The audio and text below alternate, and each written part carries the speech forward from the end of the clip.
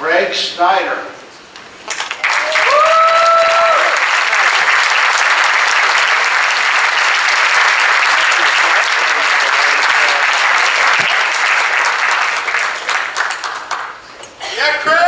I thought that was a brief bio. Anyway, thank you, Gary, for that introduction. I appreciated Gary's bio, in particular, the reference to him as a raconteur and a good soul. And I can tell you he is both. Gary has been a friend for about 10 or 15 years now, and I consider him part of my family.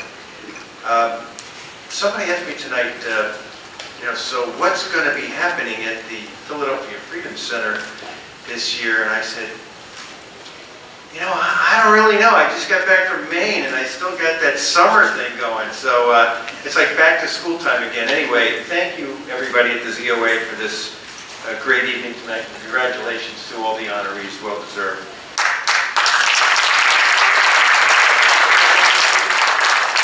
David Horowitz and I actually met at an event that Gary Obam held at the Temple Beth Hillel maybe 6-7 years ago. But it wasn't until about 4 or 5 years ago that our good mutual friend Dick Fox had introduced us as a possible match in terms of doing work that David does in the nonprofit sector. My background in the private sector had run its course, and after 9/11, I became what might be called a 912er. I was thrilled that Dick felt there might be a match. We met, and David hired me pretty much on the spot, and since that time, I can say that it's been a pleasure and a privilege, and really an honor to call David, but more importantly, a friend.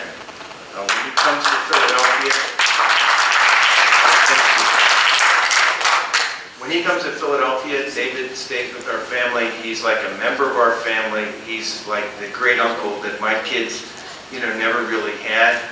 And he's a joy to have as a guest, mainly because we don't really hear from him. He disappears into his room and he's writing, and I never really know how he does all the things that he does.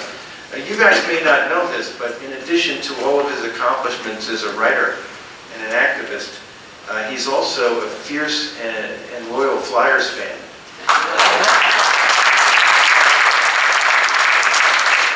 I have the privilege and the honor of taking my father's position now on the board of the David Horowitz Freedom Center. And during a friendship that's gone back some time now, David became a hockey fan, and I am terribly embarrassed because I don't like to admit this in public, but David knows more about hockey and the Philadelphia Flyers than I do.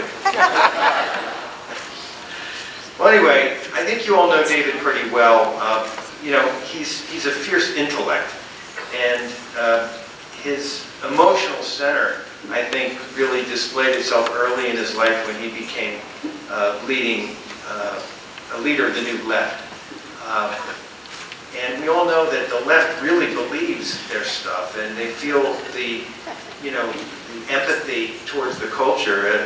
But David is one of the few that led the Second Thoughts movement, and he realized that the very things that they cared about were being abandoned by the left, and that they were actually the cause of a great deal of the human suffering. As a result, his transformation over to the right was like an insult to the left, and he became a pariah there. He really had no home.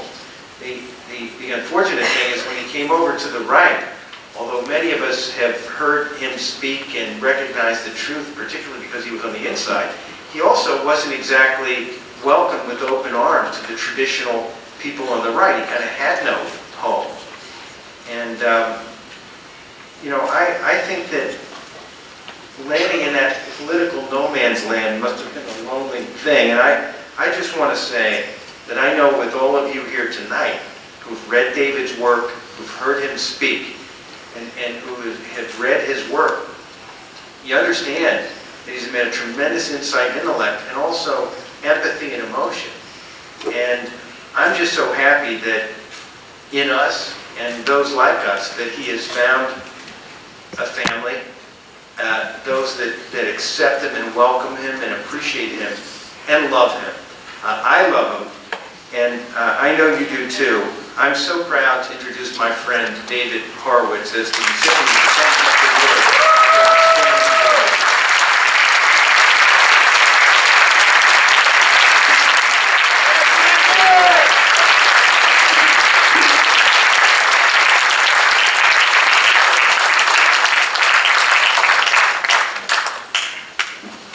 Thank you. It was a happy day in my life when I met Craig Snyder, who has become one of my closest and dearest friends.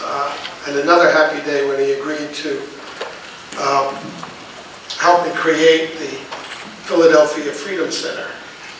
And Craig and his family have opened their hearts and their home to me, and have caused me to think of Philadelphia as my second home. I say how honored I am to be invited to this podium by the Zionist Organization of America and Mort Klein, its courageous leader, and how grateful I am. And how grateful I am to all of you who came up to me tonight, and to Mr. Sutter, and to Jean for encouraging me. I appreciate that. I applaud all of you for supporting Mort Klein and his team, and I'm touched by the recognition of an organization like this for the modest work I have done in behalf of Israel and the Jewish people. Nonetheless, there's a paradox at the heart of this honor awarded to me by the Zionist Organization of America, which will take me a moment to explain. It is true that I am widely attacked by anti-Semites and Jew haters, and the enemies of Israel as a Zionist, and an arch-Zionist at that.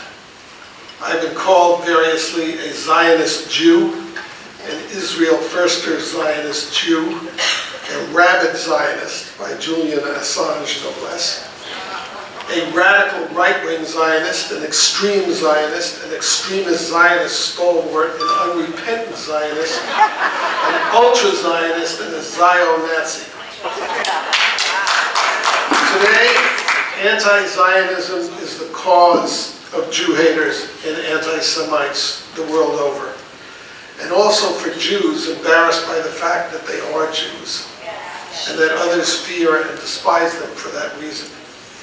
Even the rare Jewish magazine of the left that is actually a supporter of Israel is uncomfortable with the connotations of the Zionist label and what it means for Jews to defend themselves. In a recent unflattering profile, the Tablet magazine described me as touring the country, making the case for a muscular Zionism. I plead guilty to the charge. Yeah.